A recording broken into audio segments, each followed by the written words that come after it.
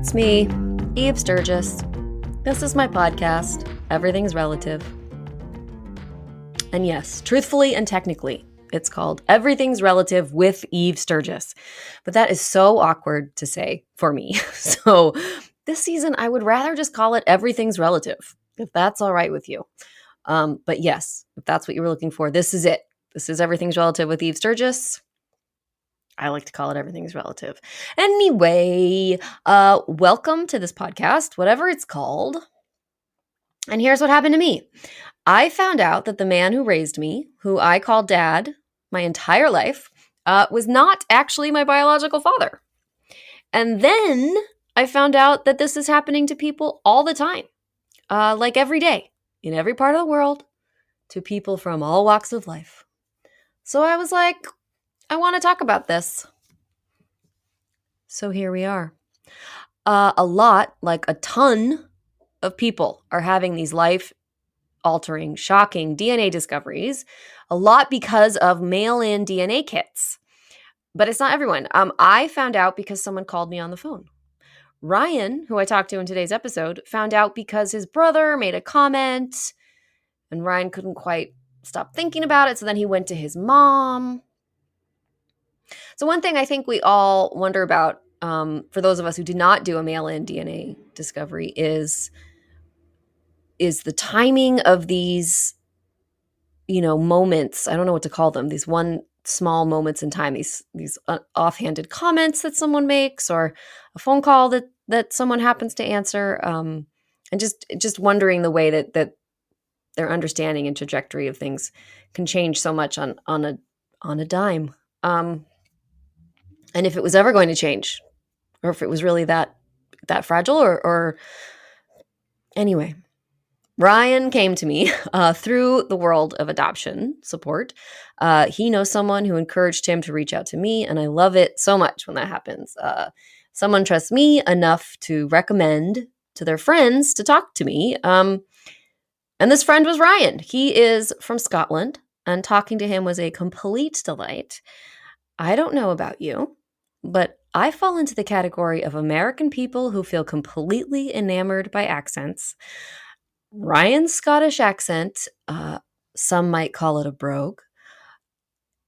I'm bringing it up now because I feel, one thing is because I felt a little bit like a schoolgirl and a little bit silly through the whole thing. But more importantly, because I think that some of you are going to find it hard to understand much of what Ryan is saying. If that's happening to you, I want to encourage you to watch the video that Ryan made instead of listening to the podcast. You can put on the subtitles and relax into your own Braveheart fantasies or the important message of Ryan's story. It is on YouTube, and it's called Me Opening Up. I promise to have all the links on my website and all the socials. It should be easy to find. And really everyone, even if you do listen to the podcast, go watch the video anyway. I will have it all ready for you. So go to my socials at Everything's Relative Podcast on Instagram or Facebook, or go to my website, everythingsrelativepodcast.com, to find it. If you're still here after all that, and you want to listen to Ryan and me talk about his adoption discovery and how it affected him, I'm going to play it right now. If you're heading away from this podcast to go watch the video, also wonderful, please enjoy. If you're not going to do either, what are you even doing here? So we'll kind of just jump right in, because we're here to hear your story. Here's what I don't want to do. I don't want to just tell the story that's on your video, because people can just watch your video. So I'd rather have more of a conversation about it. So I purposefully did not watch it again. I watched it one time. And so I guess I would like to know, so we'll get to what happened when you're 18, but before that, how would you have described your childhood? Yeah, childhood. It was okay. It was weren't the richest family, weren't the poorest either. I was a bit embarrassed of my parents, because obviously not much money and different accents. and different parents, a different religion, and obviously some different skin color. Right. So you felt different. You felt different in all those ways, always. Yeah, even before adoption. Mm-hmm. Mm-hmm. My adopted dad's Moroccan. My adopted mum's English. Mum's white. Dad's tanned, black, same as me. So adoption didn't cross my mind. Then Mm-hmm. I did wish I was white. I did wish I was You did. same color as most Scottish and British people. I was just going to ask, what was the diversity? Were there people of color at your school or in your town? What is it like? How many people in Scotland? There was, but not many. Not as many as there is now. But it was just another reason to stand out. Mm-hmm. All I wanted to do was just fit in. Sure. All you wanted to do was fit in. And when you said your parents had accents, your mother was British. Yeah, I live in Edinburgh, and we've got strong Scottish accents. Yeah. And England has got a different accent. Right. So she's got an English accent. and your dad was from Morocco. Was his accent from Morocco, or do you have a British? What does he sound like? Not British. He was a bit Moroccan. Okay. Yes.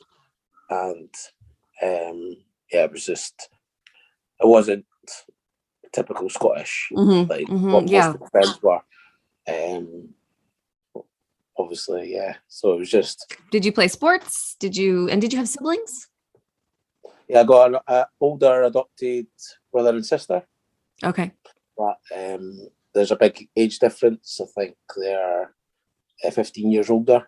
Oh my gosh. Well, a fact is that the five of us have never been in a room together.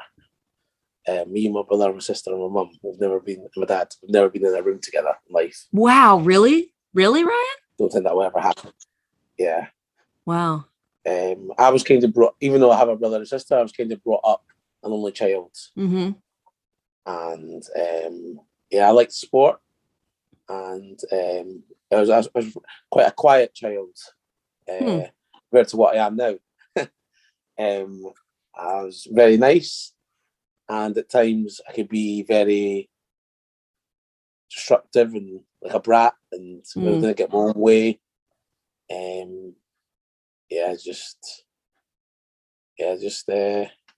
don't know why my mum put up with me, but she was fantastic. Because she loved you. And did you know that your older brother and sister were adopted before you turned 18? They weren't adopted. They're not adopted. They're biological. Got it. And okay. What also annoyed me was they were white as well. Oh. I was black. Right. But okay, I didn't know that. I thought they had also been adopted. They were not adopted. They were okay. No. So all right. So tell me about how you found out you were adopted, which is walk me through your late discovery.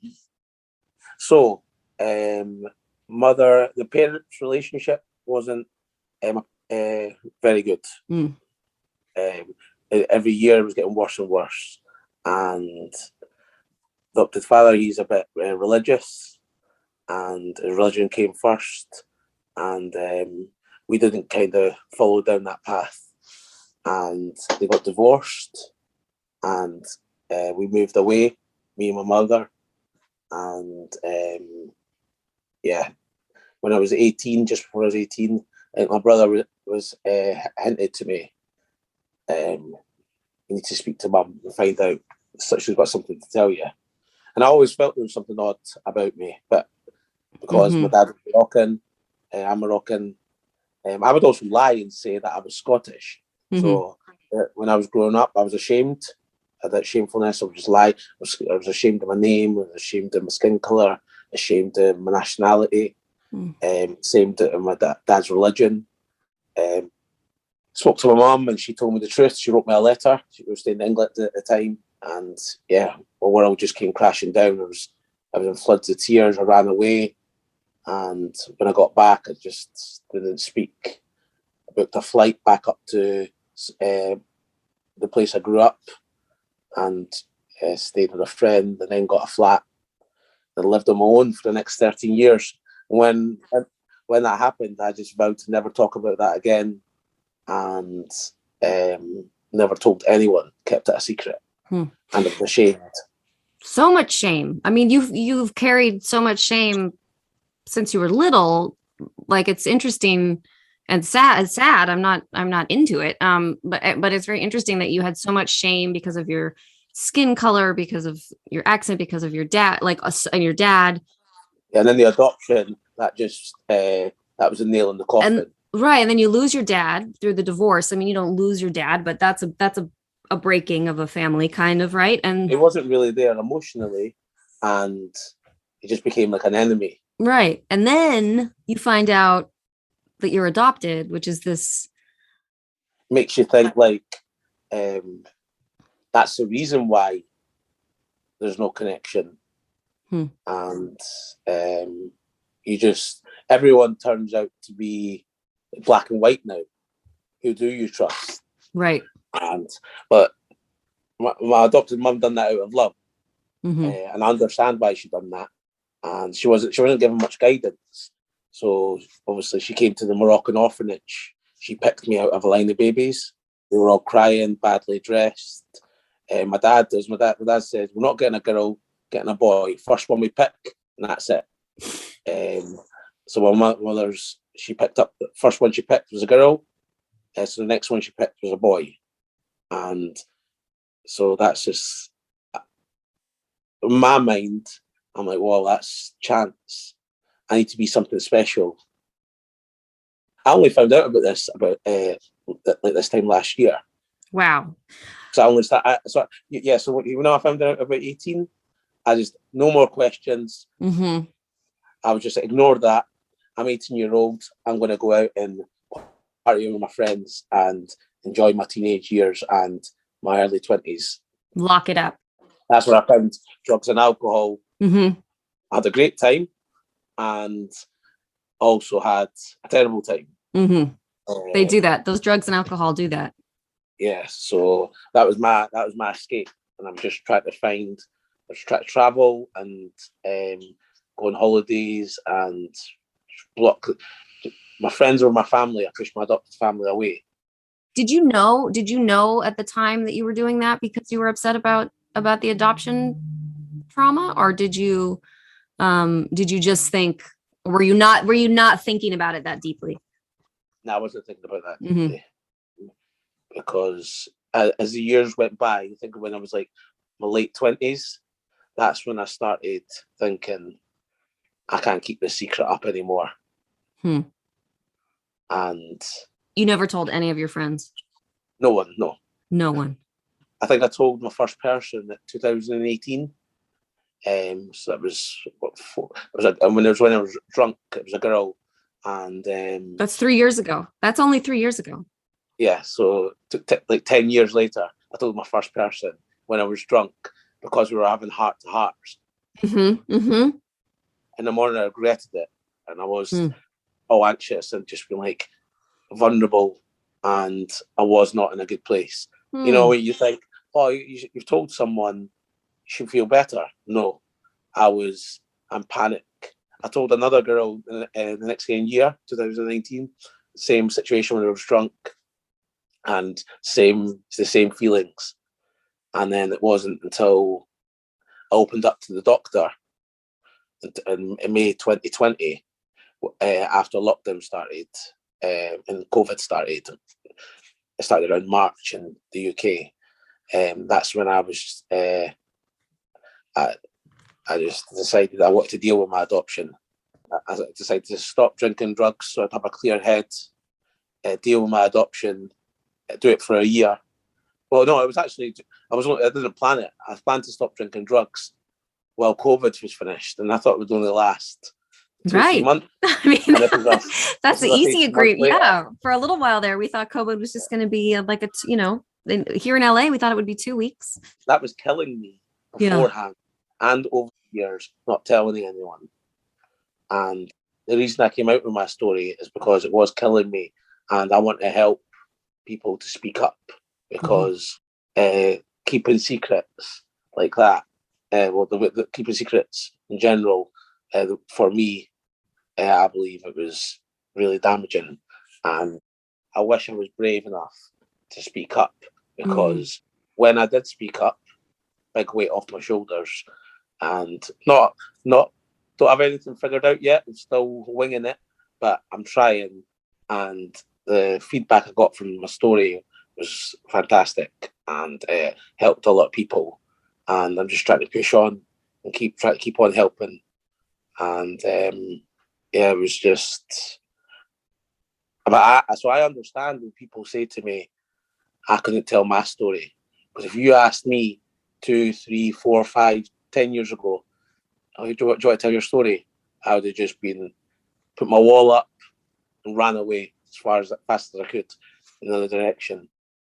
Can I ask you some questions about that? Yeah. When you talk about holding the secret in, did you think about I'm adopted? Was that a thought that was going on? Would you think about it every day?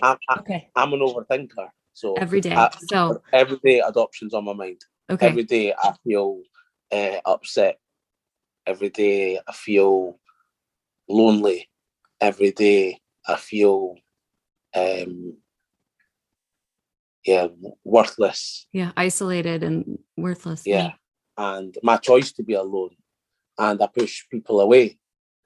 But then, even though I have their feelings every day, it's like the time scale. Sometimes they happen for like 5-10 seconds, and then I just think positive.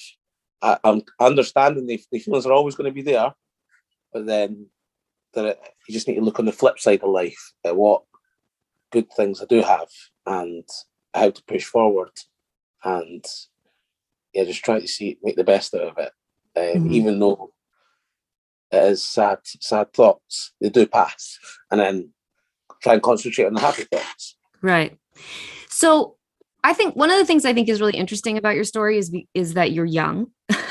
You're young. Yeah, I've got grey hair. No, it's coming. But you're young. You're younger than a large portion of the MPE or the LDA or the donor conceived communities tend to be people that are a little bit older than me, older than you. I'm older than you. And so when I think of people saying like, "Oh, I found out I was adopted and I felt ashamed," or nobody talked about adoption, or that was something that was a secret, I think, "Oh, that's from the olden days. That's from society in the 60s and the 70s." And now you're here saying, "No, this happened, 10 years ago." Did you know anybody else that was adopted?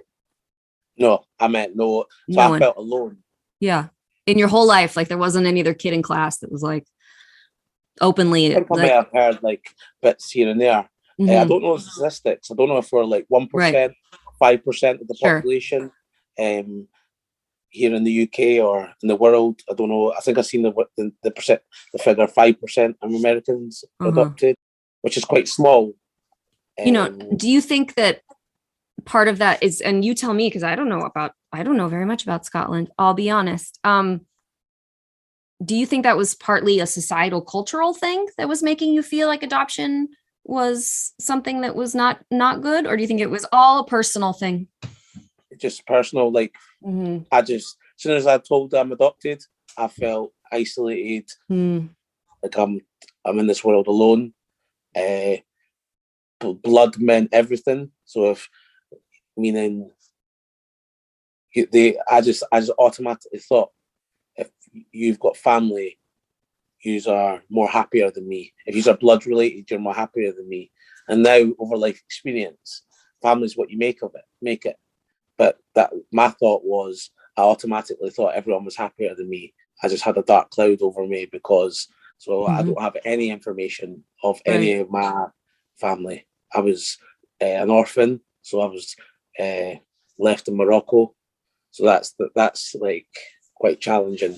There's so much information now coming out still slowly, but like more and more studies about the actual trauma, the trauma of the baby being adopted. There's so much focus because the culture is so excited to talk about the good things about adoption that now there's people saying like, hey, like all these babies are experiencing major trauma.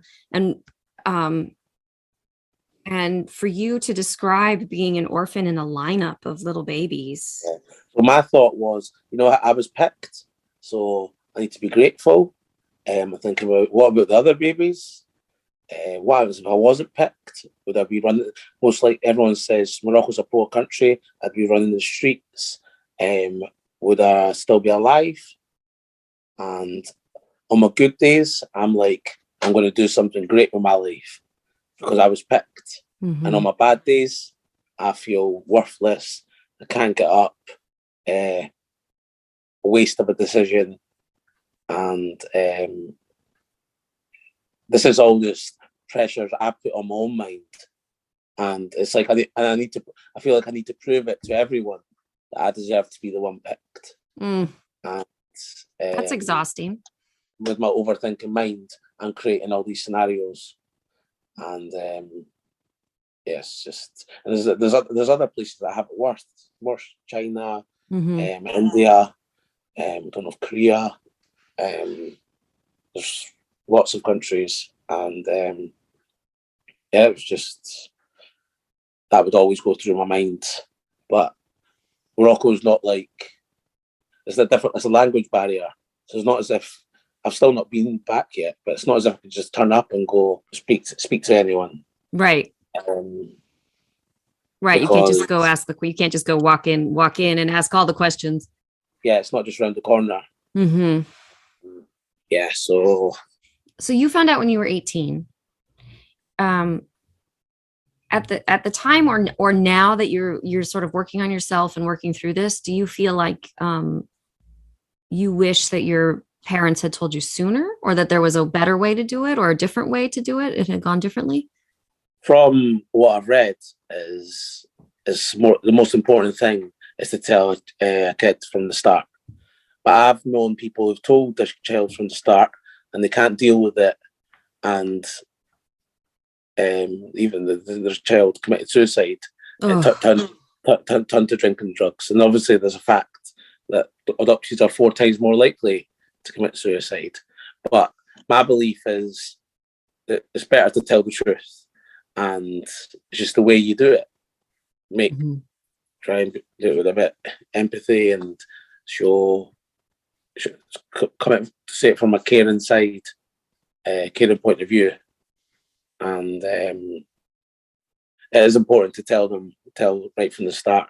But at the same time, I understand why my mum didn't do it. She said it was a difficult task. It's a decision she regrets. I'm amazed, and that's why all her kindness, I'm trying to learn from her to try and be a better person in the world and to help others. Well, that's part of like it strikes me that that's a part of unconditional love coming from your mother, is that she was willing to still stand there even though she knew it was really hard and uncomfortable and that you were really angry. That's why I need to feel lucky, because some people don't have that relationship with adopted mother. Some people have great adoptions, and I'm happy for them. Some people have the one parent that they get on with. Some people have none. Yeah. And I just hope that people who don't have any connection to their adopted family have someone they can turn to. And I believe that's adoptees. So joining all the adoptee groups I go to, the Zoom groups, support groups, I believe all us adoptees, we get each other. For me, if I find out you're adopted, I've got your back. You're my friend. And I've only learned this over the last year, since when I found out I was adopted, and I'm starting meeting all these adopted people. I don't feel alone anymore. Yeah. How did that feel the first time you met a group of people that were adopted, or another person? I was in a bad place, September 2020, and had my first Zoom meeting and it takes me about 20 minutes, half an hour to explain my story. And everyone's just like, wow. And I'm quite unique with being an LDA and keeping my story a secret. I've not met many people, many adoptees who've literally told no one. And then now I'm just telling all. Making up for lost time. Yeah, I'm like adoptee focus. I'm still trying to search for my family, but just going at my own pace. But yeah, I was making up for lost time. So I was too, what's the word, like wanting too much. I was like at the start, I only had a group once a month. I needed a group every day. Right, you're just starving for connection. Yeah. And then now I've got that. I can get that now, but that's took me a long time to find that. I meet a lot of adoptees who join all these groups, and they were like, "I didn't know this existed." There's not much awareness out there, and so it's all of us connecting with each other. I did feel relieved when I found out there was lots of adoptees there, but at the start, I had too much bottled up. I didn't have enough support, and to be honest, anything can set you off as well. Like, life's not easy, is it? Right. Something can happen in your life, and then you're at the low. But these support groups for me help me. Sometimes they don't. Sometimes I go to a support group and I got nothing from it. Sometimes I go and lots of adoptees have helped me out and been supportive, and that's made a difference in me feeling good. Yeah, I'm so glad you found them. How did you know? How did you hear about the first one? Did you just Google something? Like how did you stumble upon? I use Facebook. I went to my doctors, and because it was COVID, everyone was on Zoom. Right. But it did take a lot of perseverance. It's not as if it's easy access. I have to go through someone, and then when you start meeting someone, and then you need to be confident to talk. Sometimes I'm a bit shy, and then when I felt a bit brave, I could talk, and then you start asking questions, and then one group leads to two, leads to three. Now I'm in about 10 Zoom groups. Oh my gosh! Now I'm in, no joke, about 30 Facebook groups. Oh my gosh, that's awesome! That's so many, Ryan. But I don't really speak in them. I just share my story. But if I ever, I do watch some of the Facebook groups, and there's people out there that are supportive. So that just shows me that there are strangers out there who care. For anyone who's feeling low or needs some support, there is people out there who care, and it helps me. Yeah, it sounds like for the first time you really are a part of a community, and whether you're speaking all the time or not, or participating all the time, you're in it. You're in the community, and you're a member, and you all relate, and you support them and they support you, and that is really powerful for you. Yeah, so with the support groups, it's not, you don't, even if like you can go to the support group, and if you've not got any problems yourself, you can maybe help someone else. That made me feel good when I done that. Even just a little comment, or even just showing someone a bit of support, or even just listening to someone rant, and even just listening to their problems, and you're like, it makes you think, doesn't it? Absolutely. And hopefully just trying, even just hearing some good news, give you some inspiration, or just keeping yourself educated. So my thought is, give it a try. If it works for you, great. If it doesn't, no harm lost. At least you're trying. Right. Absolutely. Yeah. So what do you do? Where are you living now? Are you in Edinburgh? I'm back in Edinburgh. So Okay. with my story was, I found out at 18, head was all over the place, put this to the back of my mind, and I just got a job. My friends were my family, and just doing alcohol and drugs. And I found, I went on a holiday and I enjoyed traveling. Then I found an island called Ibiza in Spain. Oh, I know about Ibiza. Yeah, I've seen you there. I'm not that much older than you. So I went there on holiday, fell in love with the place. I think 2 years later, 2015, I decided I'm gonna go out there. So I went out there for 5 summers, and it was just a party lifestyle, and it was good fun. Not so good for the mind and the body, but I made some amazing memories, more good than bad. And so what annoyed me was I'd kept this a secret. So Ibiza was escaping, and in the winter I'd go traveling around the world. Oh, perfect! It's a perfect life. That's what everyone thought. Right. Perfect life. He's living the best life. Mm-hmm. But every holiday I was going on, every summer in Ibiza, adoption was always on my mind. Mm. So it may looks good, but when I'm alone, I'm thinking all these negative thoughts. And right when I'm doing all these holidays, I've not told anyone about this. I've got all these people around me having a great time, but really I'm feeling alone. And everyone's come up to me saying you've got an amazing life, and I was wanting to tell all, but I just never had the guts. Mm. So it was. So it was my 30th. I was in LA and Vegas. Mm-hmm. 2020. I went over myself. It was good fun, and when I got back, something just clicked in me that I need to deal with my lifestyle. 30-year-old, not dealt with my adoption. So that's when COVID started, and then I decided, right, I'm gonna try and get my head in a good place and get some direction in life instead of living the Peter Pan life. When I was taking drugs, I was ending up unconscious a few times. So that kind of gave me a shock to the system. Right, a wake up call. Right. Didn't care about my health, but at the same time, I didn't want to die. Mm-hmm.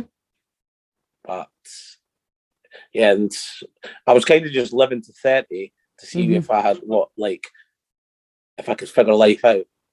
And when 30 came, I'm like, I've not lived life how you're supposed to live life, where you have a family, you have a relationship, you buy a house, you get a good job. I was just drinking, taking drugs, and just trying to find the next buzz in life.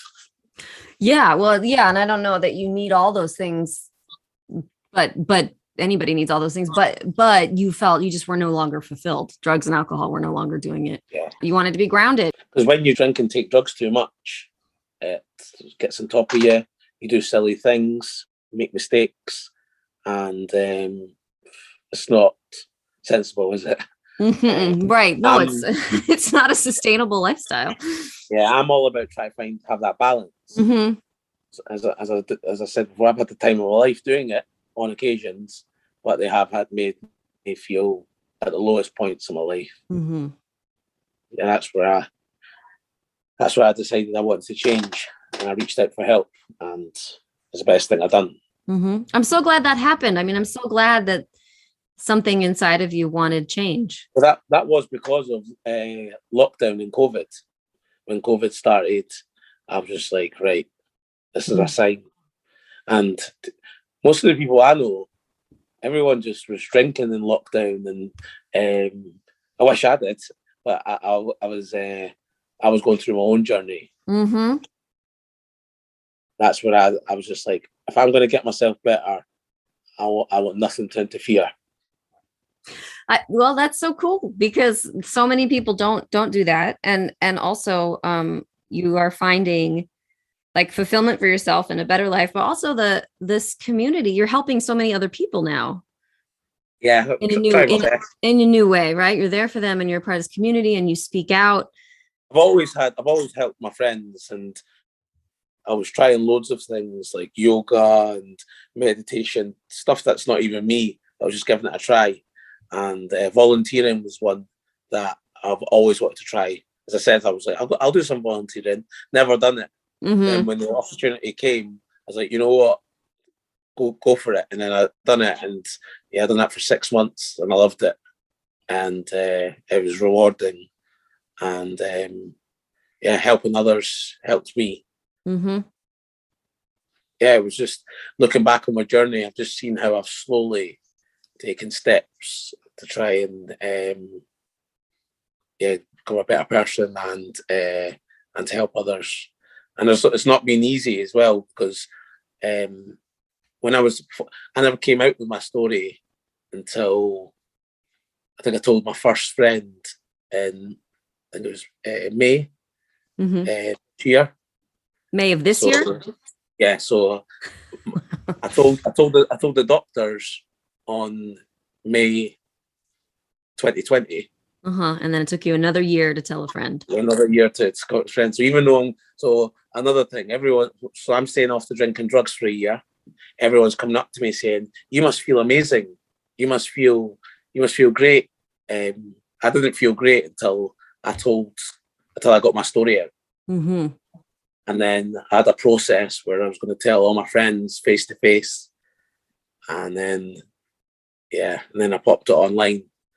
I told all the adoptee groups on the Facebook, and I got a fantastic reaction.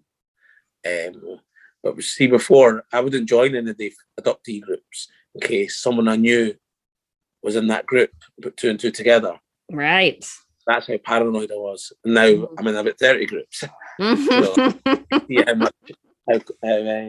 anything adoption related, I want to know about it. No shame.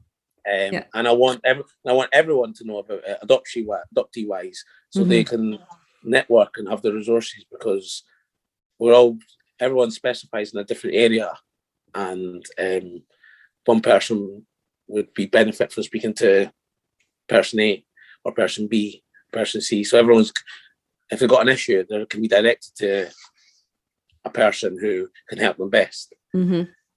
But when I told all my friends, everyone's just, I'm quite good at keeping secrets, so I was keeping everything to myself. Everyone was just shocked. Yeah. I was always worried about in case I got a negative response or who cares response. Sometimes that's worse. Yeah, because this was a big deal to me. And thankfully I got a supportive reaction from everyone. And when I eventually came out with my video, that was in August this year, it got viewed by about 14,000 views.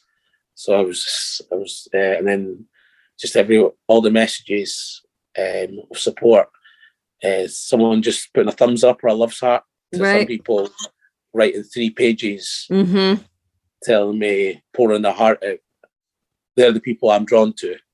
Yeah. Well, I'm drawn to everyone, but more so the others who actually showed that they cared. But when I came out with my video, I felt vulnerable. I was scared to leave the house, and people were approaching me, and I didn't know how to deal with it. Yeah, that's a big deal. And you've really tapped into something that we just don't talk about or think about very much in the larger public, and yet all these people are experiencing it and feeling it all the time, and you were able to put a voice to it. The reason I done that was because over the years I've been to a lot of funerals, and I've lost a lot of friends, mostly to drugs, and I was just trying to get that message out to try find your balance in life, try and talk more, reach out, and try and not make people feel alone. Because if we all talked to each other, maybe this world would be a better place, rather than keeping everything a secret but making it build up in your own mind. So that was, I felt like I needed to try and do something to to make a difference. Mm-hmm. And you have, and you still are. Yeah. It's very. But before I was like, I didn't know, I was frustrated at myself. And yeah, now once I've done that, I want to just keep pushing on. Mm-hmm. Yeah, just try and just speak to everyone as if it's the last time you'd ever speak to them. So keep everything on good vibes and be kind. Always help people, and be supportive. So you've got everyone's back, and hopefully they've got yours. Right. And maybe that could be key to having a happy life. Maybe. Who knows? Yeah. Well, the adoption community. So, I mean, I look, I can't speak for the adoption community, but I can say that the MPE community is lucky to have you. And I imagine that the adoption groups feel lucky to have you as well. And everybody, like anybody who can learn something or glean something or feel inspiration from you. It's just so cool. I think you're such an awesome, not even in the adoption, adoption notwithstanding, you're an awesome human. So, so it's really lovely to see positives coming out of such hard struggles. Yeah. So I noticed with some adoptees, like some of us don't like to ask for help. Some of us we don't like to feel uncomfortable receiving compliments. Right. Some of us our relationships really difficult. As I said, I've got trust issues. I've never had a relationship. That gets to me a lot. But now I've opened up. Maybe one day it'll happen. Mm-hmm. But and although some adoptees be like, if someone does anything bad to you, you're like, you cut them off. Right. And that's what I notice, all these similarities in most adoptees. Mm-hmm. And it just to make people feel comfortable that they're not alone, and just hopefully people can reach out. Very cool. Yeah, it's very good. It's very kind. I wish I had that when I was 18. I don't know if I would have been ready. Hopefully with all of us, everything moving forward, people can get access to more, and it's making this world a less lonely place for other people. Yeah. Wow. Yeah, it would be amazing if the more and more we can get this information out. It's amazing to think about what kind of what kind of world we could have if everybody knew about these resources more and was able to be there for each other, which is all we can do, right? You're doing your part. Yeah, so a lot of people even there's support groups.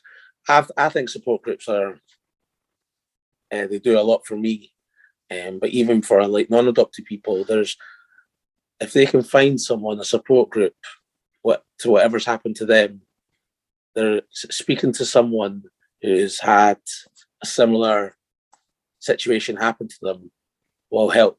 Say for instance, if they can't see their kids, or relationship breakups or stuff like that, there's they types of support groups. The worst feeling for me was feeling alone. Absolutely. Yes.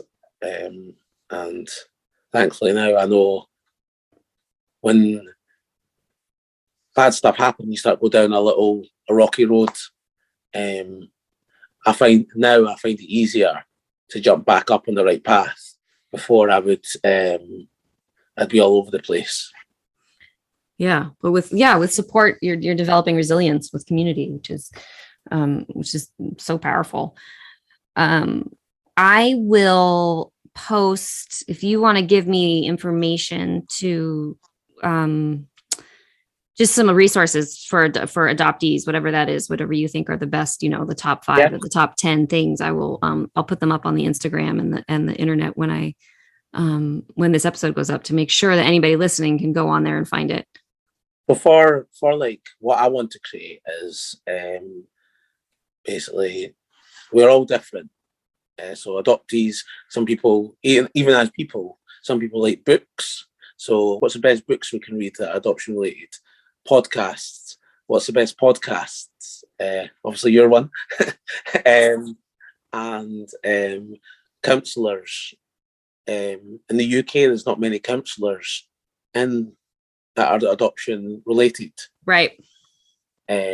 Films. Is there any adoption films people can think of? If all us adoptees put our minds together, give their opinion, and then we just have this resource where everyone can just tap into, and like it's like certain articles, and I've read some books, and when I read them, I felt like a bit more not alone. So so there's nothing like that right now. There's not like a website you can go to that would say like best books, best articles, best podcasts, videos. I'm not sure if there is, but I'd like to create. You would like one, yeah. That seems awesome. Well, I speak to so many adoptees and they don't know about that. Mm-hmm. So, when you say, "Oh, is this podcast? Have you listened to that?" Everyone's like, "No." Well, you've read this book? They're like, "No." And as I said, you need to list different areas, because some people might like reading, some people might like podcasts, some people might like videos. I know there's a video Paul Sunderland on YouTube. I don't know if you've seen that one. People say it's about adoption. People say he's a therapist in the UK. People say that's. Oh, I have seen him. I think so. Does he talk about the trauma of the separation at the baby at birth? Yes. His stuff is really powerful. See someone seeing one of the videos. You said that can be so powerful to them. It can just make something click in their mind and keep them in a good place, rather than when I was feeling that lost place before. That's not nice to feel like that. So no. Okay, adoption community, help Ryan make that website. Help him. Who can reach out and help this guy make this amazing resource? There's courses out there as well. But if we all just get together and all network and all put our ideas together. I've got a few ideas, but I know there's lots more people out there more intelligent than me, and we all put ourselves together. And I don't know how we're going to share the awareness, but it can help others who are struggling. Yeah, let's do it. That's the goal. I feel like this is an attainable goal to get this resource up and going. We'll work on it. Ryan, thank you so much for spending this morning with me. It's morning for me. It's night for you. Thank you for having me. Oh, it's been so fun. It was so fun I love when somebody knows somebody who knows somebody, and they all connect and say, I've got somebody you got to talk to, and they tell you to contact me. It was just so fun to do it that way. And that was the Scottish accent. Was that okay? It was okay. I think I understood everything, and maybe I'll think about putting a transcript up if it's really hard for people. But I understood everything that you said. I thought it was lovely. It was so fun. This won't go up for a while because I'm on hiatus right now. But but let's keep in touch about the resources so I can put them all up at the same time. And I'll make sure and tell everybody about your video, and we'll just kind of keep in touch now that we're connected. Yeah, I was happy with that. I done a podcast a month ago, and I was really nervous. I was all over the place, so I've tried to settle my nerves. Oh, well, you seem settled to me. I feel like I get tongue-tied, and I get a stutter, and I go off on tangents. When I'm talking about this and I'm on that, then I don't know if we suffer from ADHD or anything. I just diagnose myself. And I'm all over the place, but Nope. I felt like I As was. I'm being self-critical as well. Yeah. Nope. I was with you the whole way. It was great. No, All right. So let's be in touch, and Yeah. I will. But yeah, I'll be. If I don't hear from you, you'll hear from me. Okay. So go have a good night. I will do. Thank you Tell very Cindy much. we met. Yeah, absolutely. Thank you so much, Ryan. Take care. You too. Bye-bye. Good night. So there you have it, everyone. Ryan's story. Ryan, thank you so much for coming on and talking to me. If I remember correctly, it was late at night for you in Scotland. I appreciate your willingness to adjust to the time zones. And then you've been so patient for this episode to come out. I hope that it was worth the wait, Ryan, to know that your story is reaching more and more people all the time. The messages that you have to the adoption community about communicating with adoptees, communicating with each other, the messages to adoptees about loving themselves, taking care of themselves, facing their truths, embracing their stories. I really believe the world is a better place with you in it, Ryan. I hope we get to meet one day. And if that happens, I'm sure your accent will leave me melted in a mess, but I think it would be worth it. Hey, listeners, did you order your process journal yet? Who Even Am I Anymore is officially, finally available on Amazon.com, and it was made for the MPE, late adoptee, and donor conceived community. It was made by me. If you find yourself falling into any of these categories, the book may be of great help to you. That was my hope when developing it. Great for yourself, great as a gift. I think welcoming someone into our community with a book like this will greatly ease their transition. I wish that something like this was available when I had my DNA discovery. It was a big impetus for developing it myself. So it's available. Look, I promise not to drown every episode in me talking about this journal, but I'll be really honest. I'm really proud of it. I worked really hard, really grateful for the help I got from people in our community to put it together. And I'm really eager to hear if and how it's helping people or what you think. You can find Who Even Am I Anymore on Amazon.com or head over to my website, everythingsrelativepodcast.com, to find the link, of course. It comes in all the ways: Kindle, paperback, hardcover. So get it. Get a pen. Get 15 minutes of quiet time and get to processing. I'll be back next week processing this shit with a new guest. Thank you so much for being here, for listening, and all the ways you support this endeavor. Make sure you're subscribed on your listening platform. Make sure you're leaving reviews, and make sure you take out the garbage before you go on a long trip. I'm Eve Sturgis, and this is Everything's Relative. Bye-bye. Everything's Relative with Eve Sturgis is produced by Eve Sturgis and Kaylin Egan and edited by Joy Rumel. Logo designed by Ivy McNally, and music is used with permission from Goodbye the Band. Eve is a licensed psychotherapist, but her podcast episodes are not therapy sessions.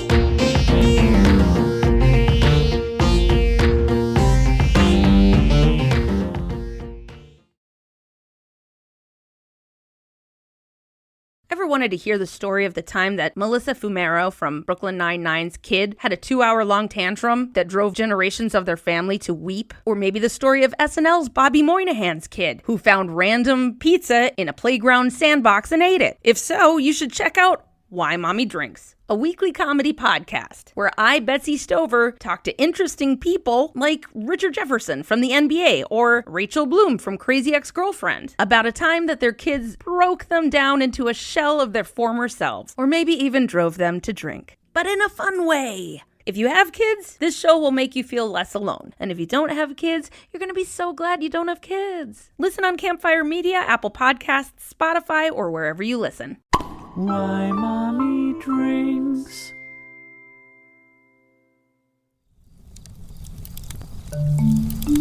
Campfire.